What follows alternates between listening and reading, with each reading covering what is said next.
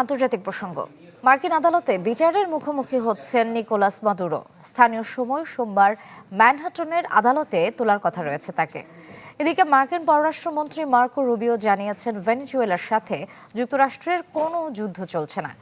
অন্যদিকে ভেনেজুয়েলার প্রতিরক্ষামন্ত্রী দাবি করেন যুক্তরাষ্ট্রের সামরিক অভিযানে মাদুরোর নিরাপত্তা বাহিনীর একটি বড় অংশ এবং বহু বেসামরিক লোক নিহত হয়েছে। ঢালাইয়ে দৃঢ়তা, নির্মাণে নিশ্চয়তা। প্রিমিয়ার সিমেন্ট, ঢালাইয়ের রাজা। এই হামলাকে সামরিক আগ্রাসন আখ্যা দিয়ে এর তীব্র নিন্দা জানিয়েছে দেশটি।